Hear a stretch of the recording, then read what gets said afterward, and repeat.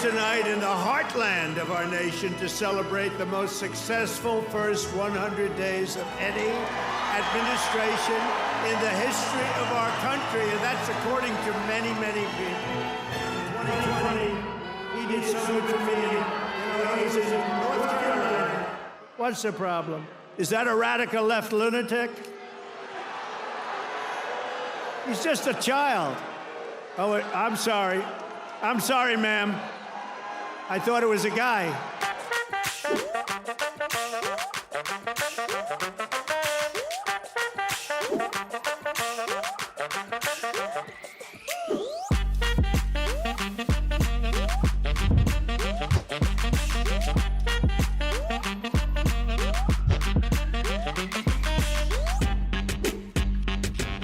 Special interest in the radical left lunatics, and we're ushering in the golden age of America. That's what we have.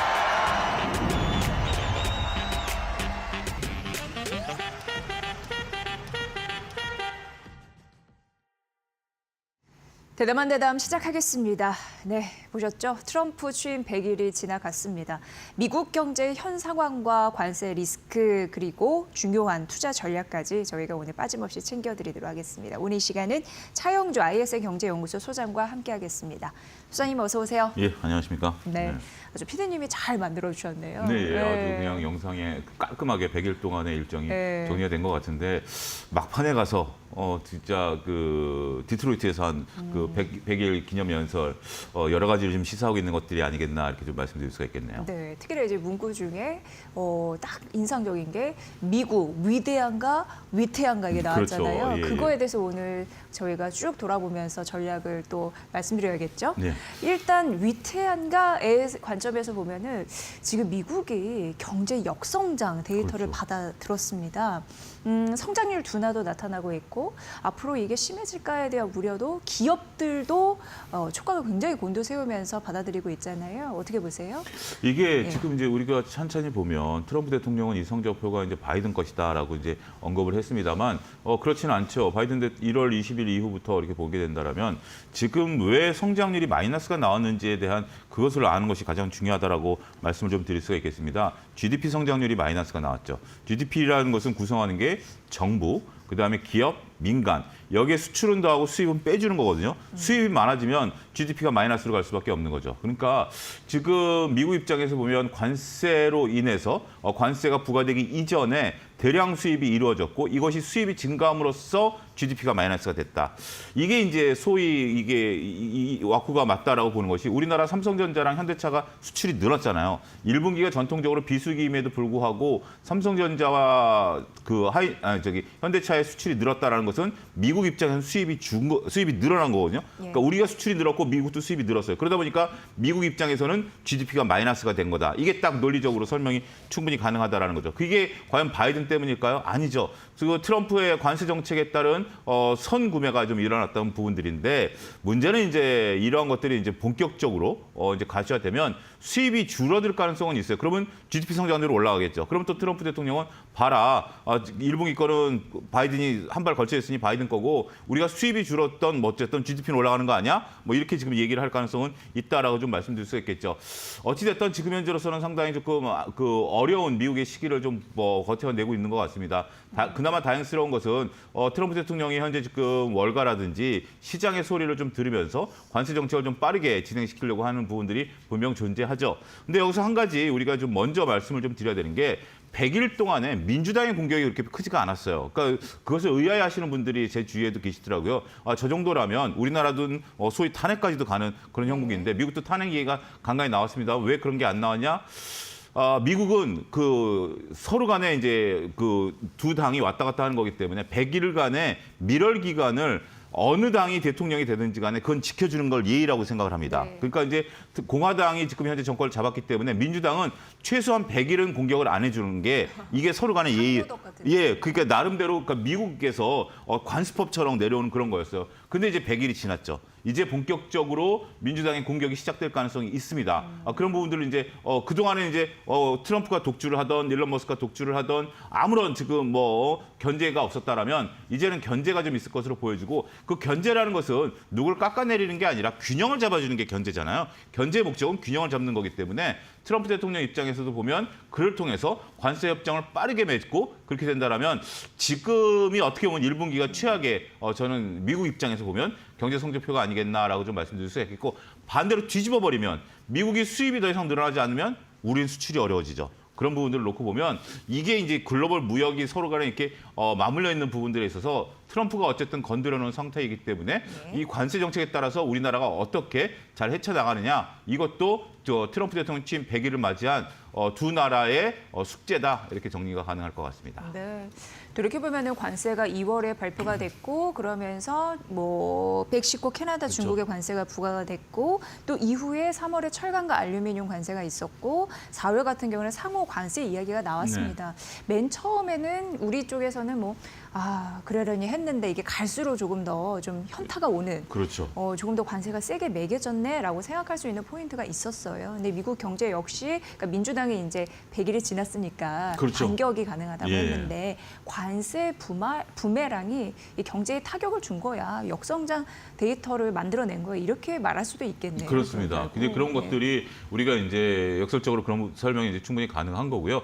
어차피 우리가 GDP 공식에 따라서 이제 그런 것들이 나온 거기 때문에 이제 수입이 줄어들고 수출은 뭐 미국은 수출하는 국가는 아니니까 근데 이제 정부가 이제 이런 부분들을 또 어떻게 통제하는 나가느냐 그것이 이제 관건이 되지 않을까 싶습니다. 그래서 잠시 이제 미국 같은 경우에도 경기 풍향계로 생각할 수 있는 UPS가 감원을 시작했다고 네. 하더라고요. 이런 게 이제 찾으면 이제 시작이 되고 있습니다. 그렇습니다. 지금 이제 미국이나 중국 같은 경우도 서로 간에 이제 관세 피해를 보고 있어요. 우리가 이제 미국 같은 경우 이제 UPS 같은 경우 이제 우리가 그 택배 전문이잖아요. 근데 아마존 같은 경우 이제 글로벌 택배를 50% 줄어들 가능성이 있다. 그러니까 이제 아마존 택배를 이제 UPS가 담당을 하는데 이러한 소식이 나오다 보니까 선제적으로 직원의 한 4% 정도, 한 2,000명 정도를 구조조정하겠다라고 지금 얘기를 하고 있는 상태고요. 물류센터 73개를 또 구조조정하겠다 이렇게 얘기가 선제적으로 나오고 있습니다. 미국이니까 빠르게 이제 움직이는 부분들이 있다라고 말씀드릴 수가 있겠는데 미국만 그러냐? 꼭 그렇지 않습니다. 지금 이제 BBC에서 보도한 지난달에 이제 그 중국의 그 우리가 이제 우시를 비롯해서 몇몇 도시들의 상황을 보면 거기도 지금 실업자들이 늘어나고 있고 한 달 소득이 한 그 3분의 1토막 난 그런 기사들이 BBC에서 이제 나왔고 그러니까 중국 같은 경우 언론은 나름대로 통제하고 있는 부분들이 좀 있는 부분들이기 때문에 BBC 방송을 놓고 본다라면 그런 것들이 서로 간에 양국이 현재 지금 관세에 따라서 현재 지금 어려움을 겪고 있다라고 좀 말씀드릴 수가 있겠고 이런 것들이 길어지면 길어질수록 정말 고생하는 것은 양국의 국민들이 아니겠나 이렇게 좀 말씀드릴 수가 있겠습니다. 네, 그러니까 물류뿐만 아니라 제조 그리고 그렇죠. 소매 업종 전반적으로 충격이 확산되고 있다라는 걸 말씀드리고 싶어서 네. 그 대표적인 예를 얘기를 했고요. 이렇다 보니까 이제 마이너스 뭐 역성장 FMC에도 금리 동결만을 주장하기에는 약간 어렵지 않을까라는 생각을 하게 됩니다. 트럼프는 뭐 여전히 금리 인하 뭐 계속 그렇죠. 압박을 하고 있고요. 예. 트럼프 대통령은 욕심이 어디일까요? 뭐 자기가 연준 의장이 되고 싶다라고 했고 얼마 전에는 뭐 좀 그 하긴 험한 농담이지만 자기는 또 교황까지 하고 싶다 뭐 이런 네, 얘기까지 맞아요. 했으니까 네. 어찌됐든 지금 이제 파월과의 어떤 그 관계가 지금 현재 삐그덕거리고 있는 것은 사실이죠. 근데 키는 연준으로 넘어간 것 같다라고 저는 생각을 합니다. 왜냐하면 연준 입장에서 보면 굳이 빠르게 이런 것들을 하지는 않아도 된다라고 지표를 보고하겠다라는 부분들이죠. 5월 달에 금리 인하 가능성이 한 50%가 넘는 것 같아요. 근데 원래 이제 우리가 2월 달에 금리 인하를 한 차례 했고 금리 인하를 올해 그 뒤에 이제 3차례 하겠다라는 점도표가 발표가 됐습니다만 올해 2차례 내지 1차례 정도 할 가능성이 있다라고 현재 지금 월가는 3차례까지는 좀 힘들 것 같다. 왜냐하면 인플레이션 자극되고 있는 부분들과 경기 둔화가 현재 부딪히고 있기 때문에 3차례 힘들 것 같다.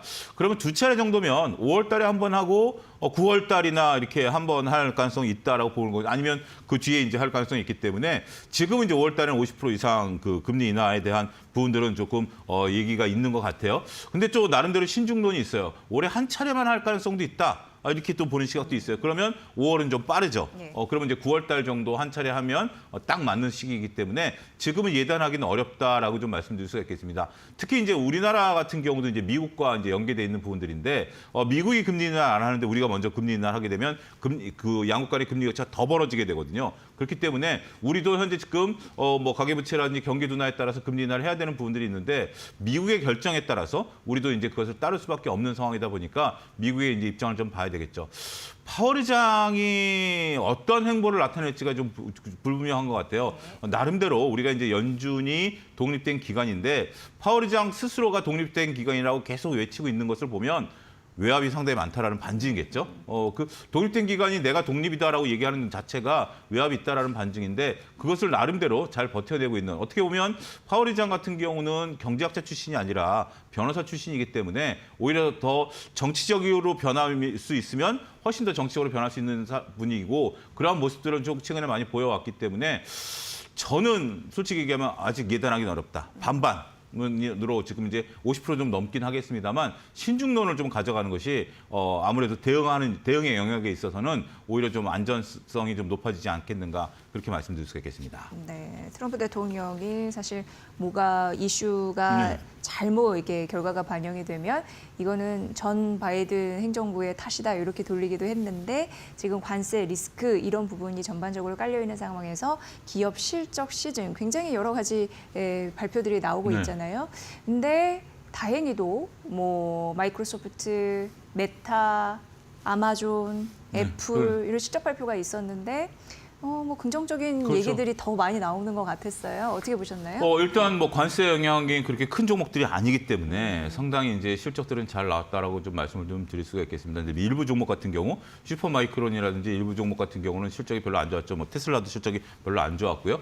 이런 기업들 몇몇 기업들 같은 경우는 그러니까 이제 이게 관세뿐만이 아니라 본질적인 어떤 업황에 있어서 나름대로 조금 서로 간의 각계 전투가 벌어지고 있다라고 말씀드릴 수가 있겠죠. 전반적으로 시장 그 뉴욕 증시 같은 경우 이제 바닥을 좀 찍고 올라가는 듯한 모습을 좀 보여주고 있는 상태에서 실적이 뒷받침되고 있으면 결국 그동안의 조정을 다시 되돌릴 수 있는 그런 역할들을 할 수 있을 것으로 보여지거든요. 근데 지금 그 이재 기자가 말씀하신 것들을 보면 전반적으로 우리가 AI 쪽이에요. 예. AI에 관련돼 있는 뭐 IT, AI 다 관련돼 있는 이러한 부분들로 그런 기업들이 여전히 강세고 전통적인 제조업이라든지 단순히 반도체 칩만 제조하는 기업들 같은 경우는 조금 실적이 둔화되는 그런 모습들이 확인이 되고 있기 때문에 AI 중심으로 우리가 포트폴리오를 계속해서 구성하고 끌고 가는 전략.